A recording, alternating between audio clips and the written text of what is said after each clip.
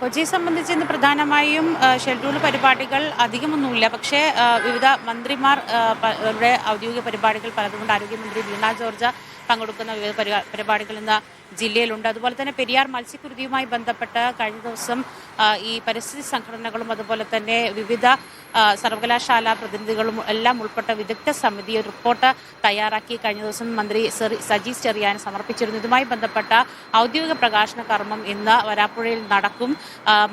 മത്സ്യത്തൊഴിലാളികൾക്ക് സർക്കാർ കണക്കാക്കിയ നഷ്ടപരിഹാരം മതിയാകില്ല എന്നൊരു കണക്കുകൂട്ടൽ തന്നെ ഈ കണക്കുകൂട്ടൽ കൂടി റിപ്പോർട്ടിൽ ചൂണ്ടിക്കാണിക്കുന്നുണ്ട്. എന്താണെങ്കിലും ആ പഠന റിപ്പോർട്ടിന്റെ ഔദ്യോഗിക പ്രകാശനം ഇന്ന് ഉണ്ടാകും. അതുപോലെ തന്നെ തൃശ്ശൂരിലാണ് ഇന്ന് പ്രധാനമായും ഇന്നൊരു ഡെവലപ്പിംഗ് വാർത്ത പ്രതീക്ഷിക്കുന്നത്. അതായത് വലപ്പാട് 20 കോടി രൂപ തട്ടിയെടുത്ത യുവതിയുടെ ആ കേസുമായി ബന്ധപ്പെട്ട് കൂടുതൽ അന്വേഷണം പോലീസ് നടത്തുന്നുണ്ട്. പ്രധാനമായും ഈ കുഴൽപ്പണ ഇടപാടുകാരുമായി യുവതിക്ക് ബന്ധമുണ്ടോ എന്നുള്ള കാര്യം തന്നെയാണ് പോലീസ് ഇപ്പോൾ പ്രധാനമായും പരിശോധിക്കുന്നത്. കാരണം 8 അക്കൗണ്ടുകളിലായി 8,000 ഇടപാടുകളാണ് ഈ അടുത്ത കാലത്തായി യുവതി നടത്തിയിരിക്കുന്നത്. 20 കോടി രൂപ പല ഘട്ടങ്ങളിലായാണ് ഈ സ്വകാര്യ സ്ഥാപനത്തിൽ നിന്നും യുവതി തട്ടിയെടുത്തിരിക്കുന്നത്.